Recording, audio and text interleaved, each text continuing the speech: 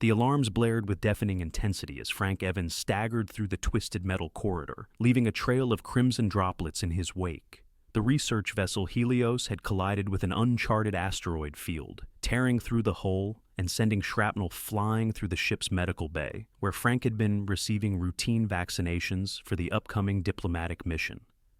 A jagged piece of metal protruded from his left thigh, blood flowing freely down his leg, yet he pressed forward toward the emergency evacuation pods. "Commander Evans to bridge! What's our status?"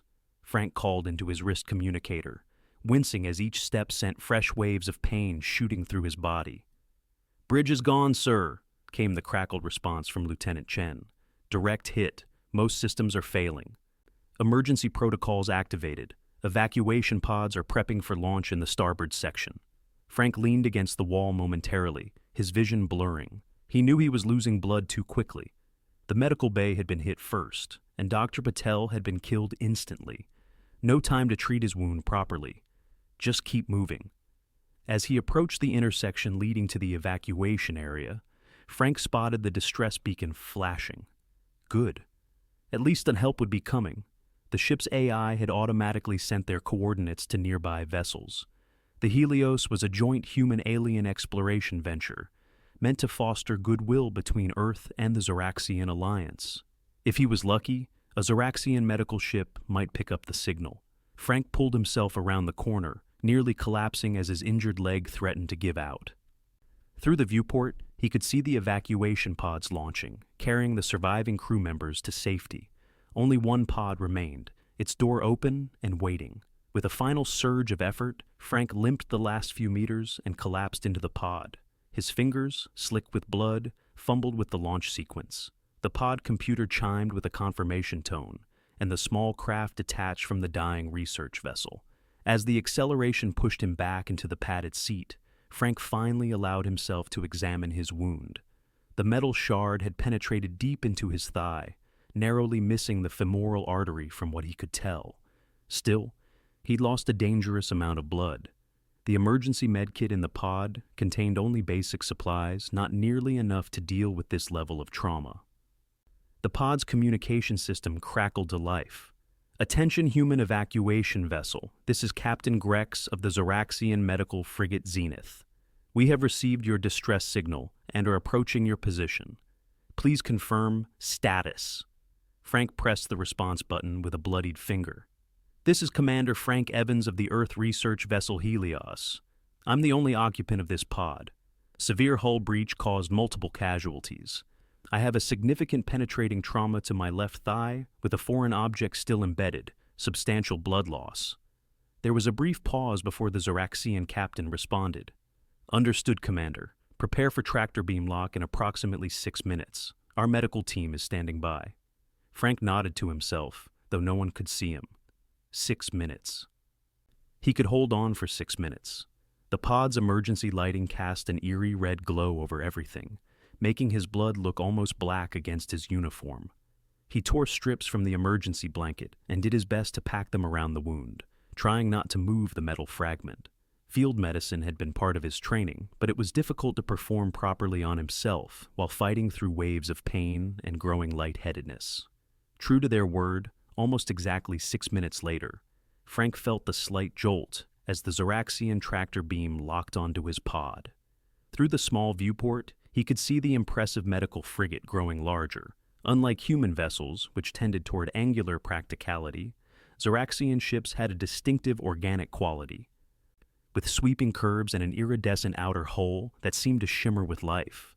The pod was guided into a receiving bay, where the artificial gravity adjusted gradually to match that of the Zoraxian ship. As the door hissed open, Frank was met by a team of 3 Zoraxian medics in their distinctive blue uniforms.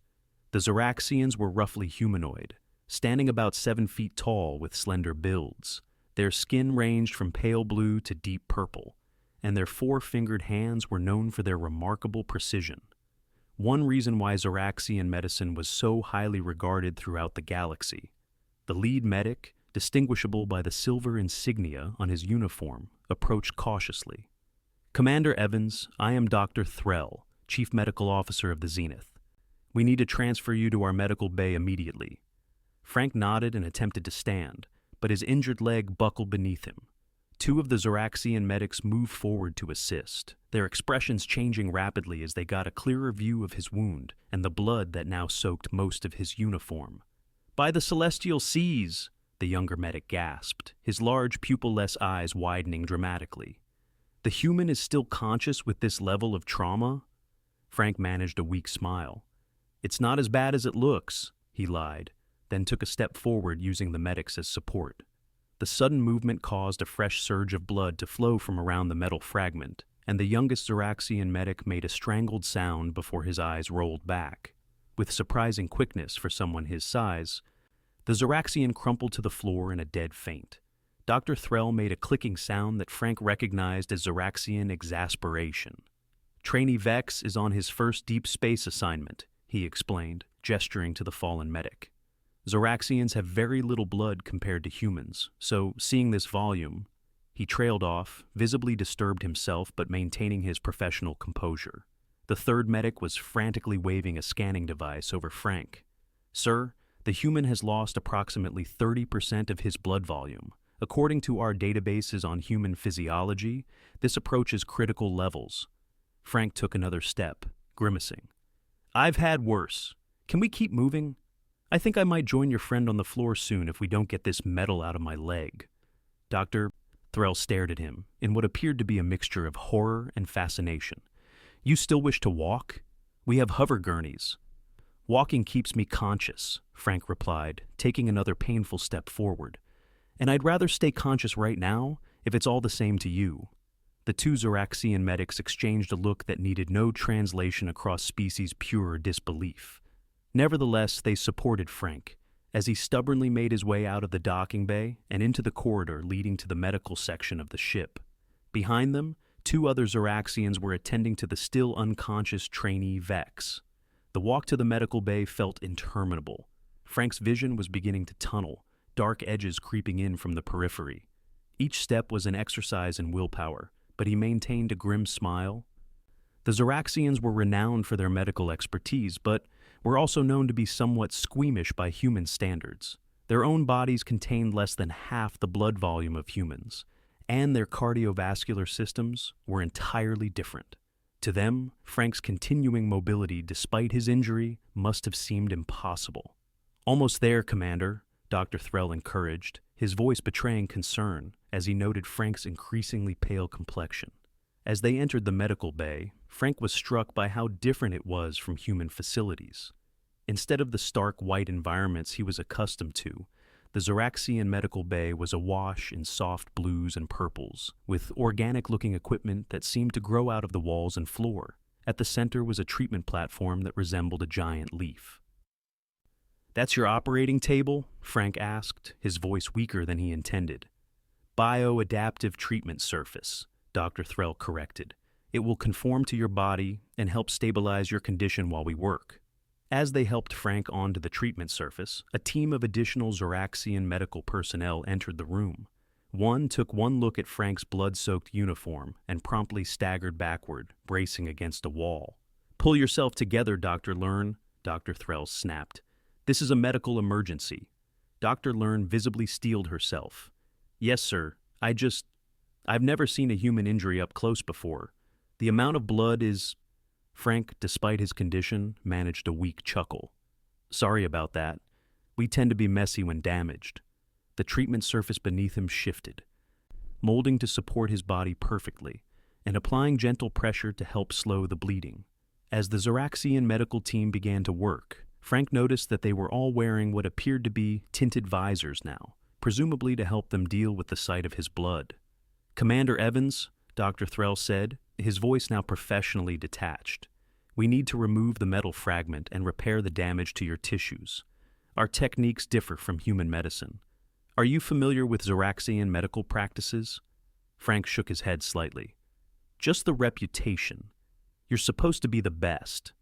We use a combination of biological agents and nano-regenerative technology," Dr. Threll explained, while preparing a series of instruments that looked more like delicate sculptures than medical tools. "The process is painless, but requires you to remain still. We would normally sedate a patient with this level of trauma, but human physiology reacts unpredictably to our standard sedatives. Frank nodded his understanding. Do what you need to do, Doctor. I'll try to stay still. Dr. Threll turned to his team. Prepare the bioseal. We'll need to contain the bleeding the moment we remove the foreign object. As the team worked, Frank fought to remain conscious. The Zoraxians moved with incredible precision, their slender fingers manipulating instruments with extraordinary dexterity.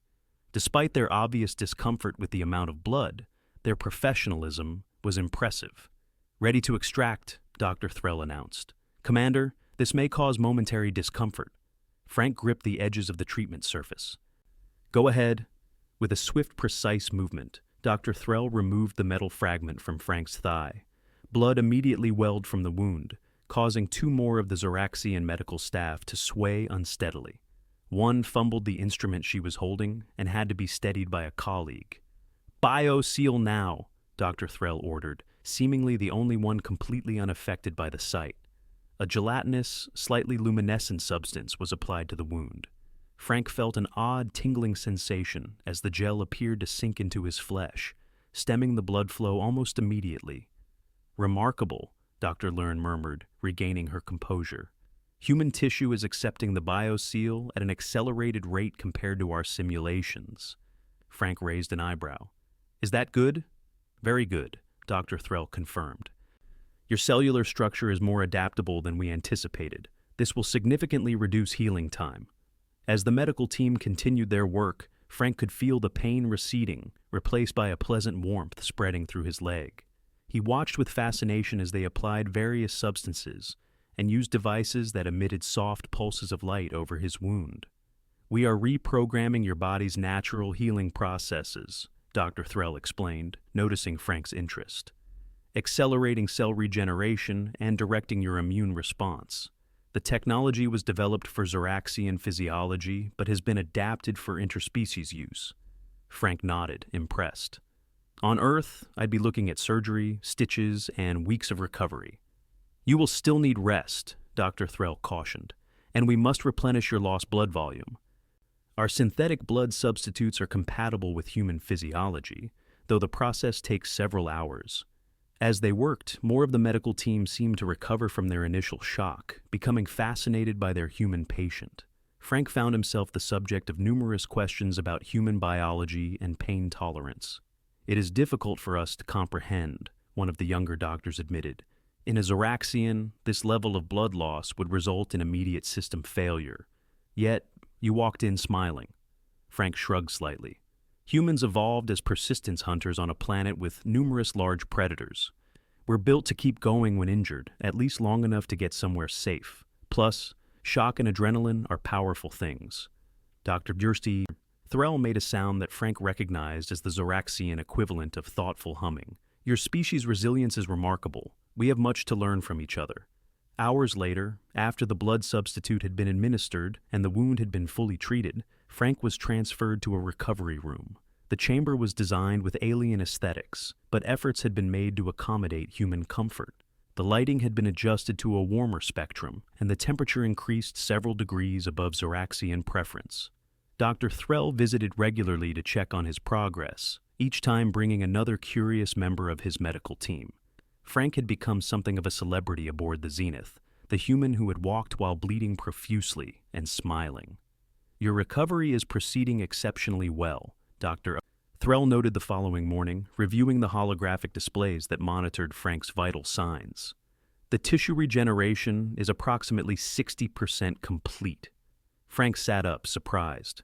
In less than a day? That's incredible. Zoraxian regenerative techniques combined with human biological resilience creates an extremely effective healing environment, Dr. Threll explained. We would like your permission to document this for the Interspecies Medical Journal. The data could be valuable for future human Zoraxian medical collaborations. Of course, Frank agreed readily. Though I'm not sure how typical my case is. I've always been a fast healer. Dr. Threll tilted his head, a gesture Frank had come to recognize as indicating curiosity. Even among your species you are unusual? Frank nodded. My grandmother used to say I had good genes. I've broken bones and been back on my feet faster than the doctors predicted. This information seemed to excite Dr. Threll even further. With your permission, we would like to sequence your genome. There may be specific genetic markers that facilitate accelerated healing. This could have significant implications for regenerative medicine across species. Before Frank could respond, the door slid open and trainee Vex entered, his blue skin noticeably paler than the other Zoraxians Frank had met. The young medic approached cautiously, his posture conveying embarrassment. "Commander Evans," he began formally, "I wish to apologize for my unprofessional response during your arrival. It was my first encounter with a human patient, and I was unprepared for the physiological differences." Frank smiled warmly. "No apology needed, trainee Vex. I've seen plenty of human medical personnel faint at the sight of blood, too. It happens." Vex's posture relaxed slightly.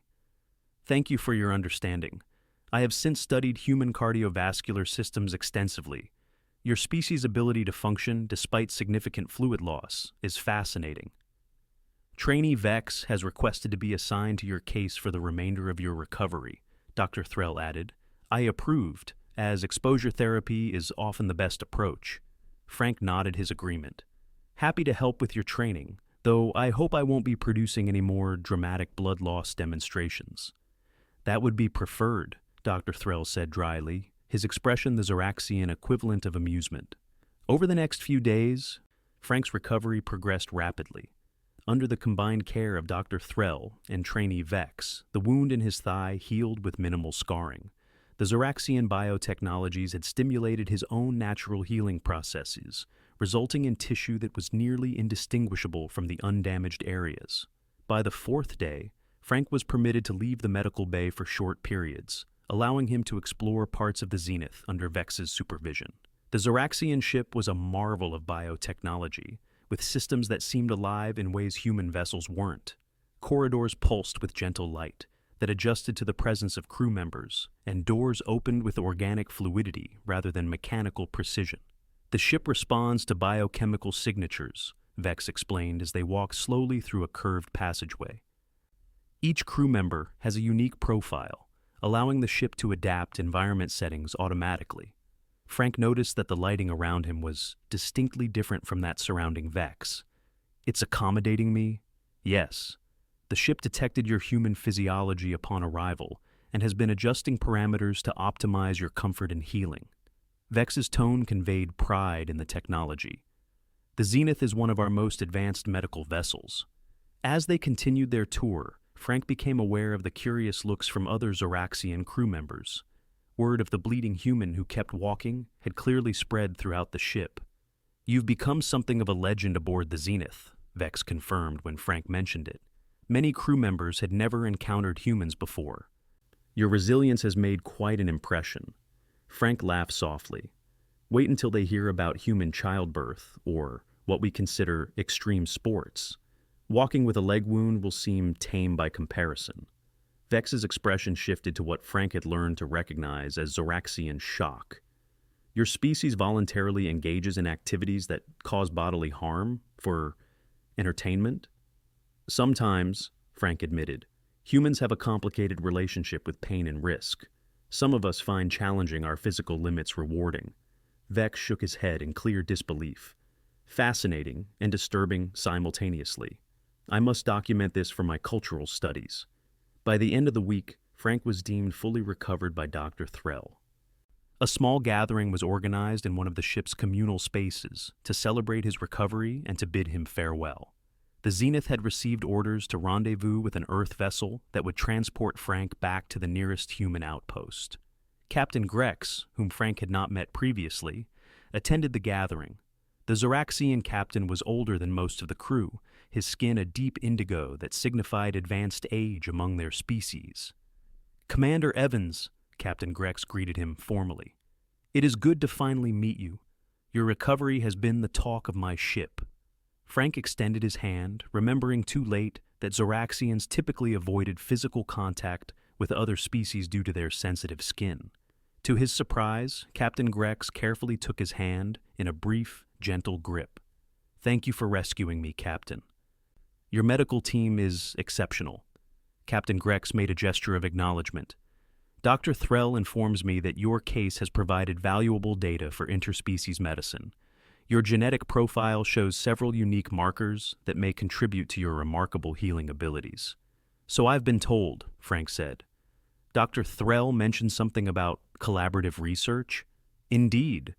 The Zoraxian Medical Academy is proposing a joint research initiative with your Earth Medical Council. Your case would be the cornerstone of the initial study. The conversation was interrupted by the arrival of Dr. Threll and his medical team, including trainee Vex, who no longer showed any signs of distress around Frank. Commander Evans, Dr. Threll began formally, on behalf of the medical staff of the Zenith, we wish to present you with this. He handed Frank a small crystal cube that glowed with soft blue light. What is it? Frank asked, examining the object curiously. A biological data storage device, Dr. Threll explained. It contains all the medical data from your treatment, as well as the genetic sequencing we performed. The cube interfaces directly with most standard medical systems. We hope it will be useful to your physicians and researchers. Frank was touched by the gesture. Thank you. I'll make sure it gets to the right people. The gathering continued with exchanges of scientific and cultural information.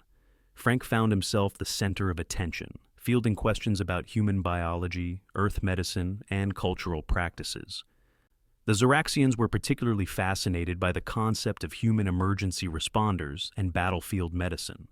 Your species' ability to continue functioning despite significant trauma must have been an evolutionary advantage, one of the scientists theorized. Probably, Frank agreed. Though modern medicine has advanced well beyond those primitive beginnings, we don't often need to walk around smiling with metal shards in our legs anymore. This comment elicited the distinctive sound of Zoraxian laughter, a melodic trilling that filled the room. Even Captain Grex joined in, his aged features softening with amusement. As the gathering wound down, Trainee Vex approached Frank privately. Commander, I wanted to thank you personally. My unfortunate reaction during our first meeting could have damaged my medical career. Your understanding and willingness to work with me afterward has been invaluable. Frank smiled warmly.